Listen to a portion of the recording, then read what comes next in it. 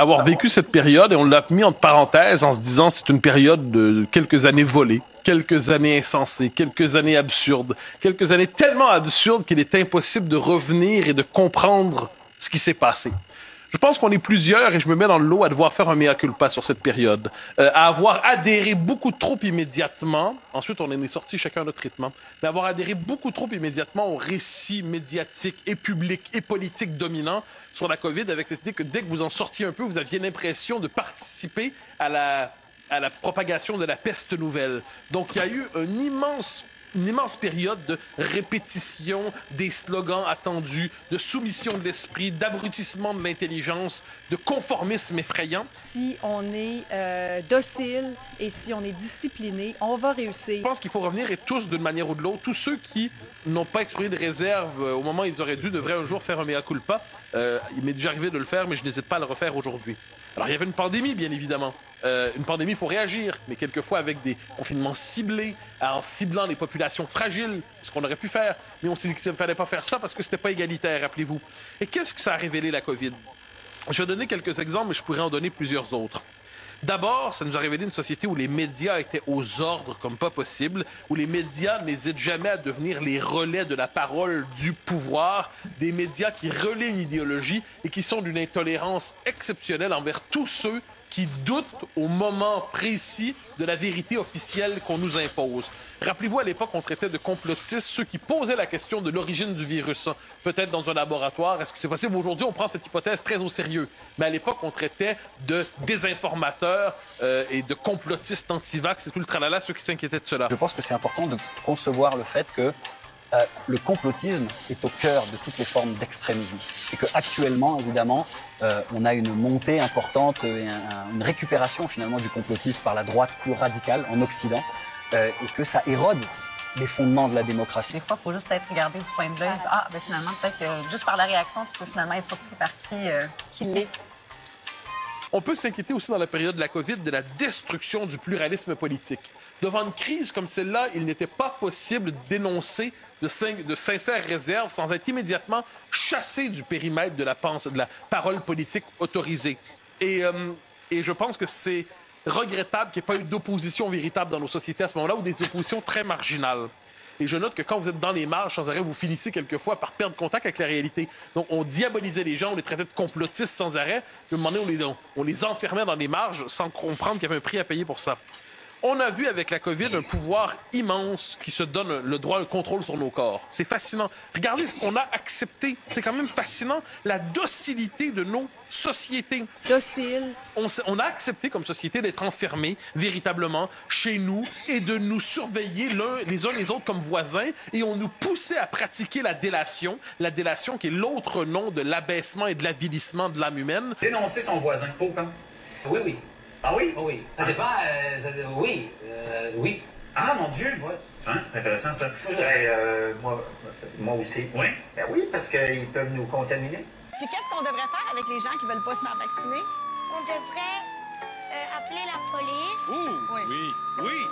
S'ils n'ont pas leur vaccin, ça peut mettre beaucoup de personnes en danger. Fait que comme le gouvernement est en train de faire en ce moment, il faut leur couper petite chose à petite jusqu'à temps qu'ils se tannent et qu'ils se fassent vacciner. Oui. Est-ce que vous êtes d'accord, vous autres, avec la vaccination obligatoire? Oui.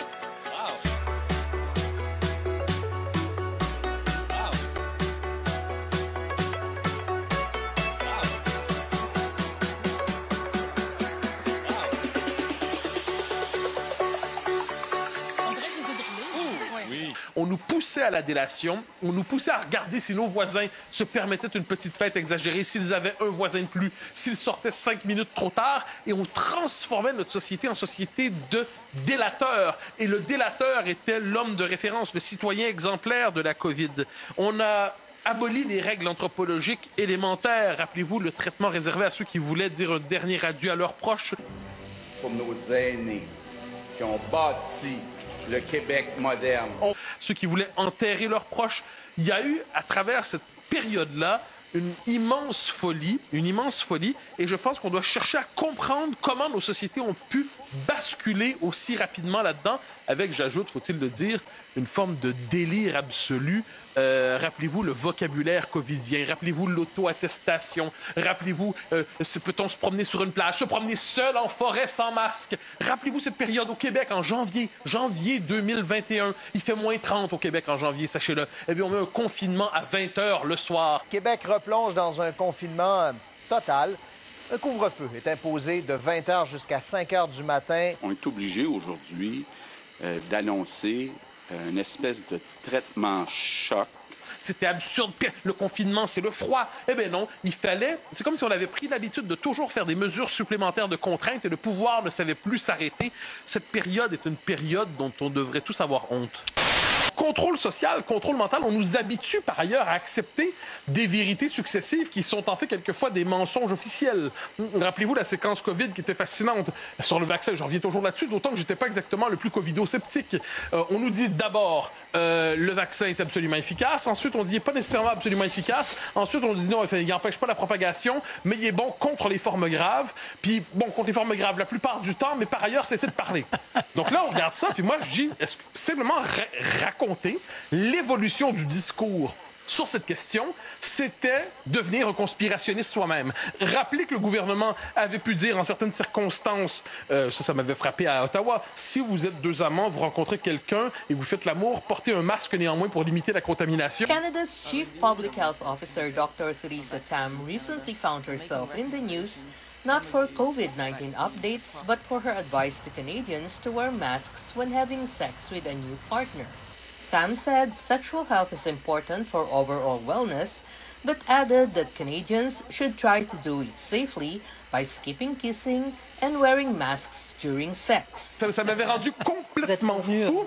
Eh bien, c'est quand même bizarre. Eh bien là, si vous faites remarquer ça, vous étiez conspirationniste aussi. Donc, autrement dit, on veut décourager, parce que vous êtes matraqué sévèrement. Si vous doutez du récit dominant, vous êtes matraqué sévèrement. Et quelle est la fonction de ce matraquage? Vous empêchez d'avoir le réflexe de la réflexion individuelle. Quand une question se pose, qu'on parle de Trump, qu'on parle de Zelensky, qu'on parle du COVID, qu'on parle de Greta Thunberg, qu'on parle de tout ça, l'essentiel, c'est que vous devez fixer votre opinion, non pas en fonction de votre réflexion personnelle, mais vous regardez quelle est la ligne médiatique dominante et vous l'adoptez. Et même si vous remarquez des contradictions dans le discours officiel, vous êtes invité à vous taire. Ça, c'est très 1984. Liberté, là! Liberté!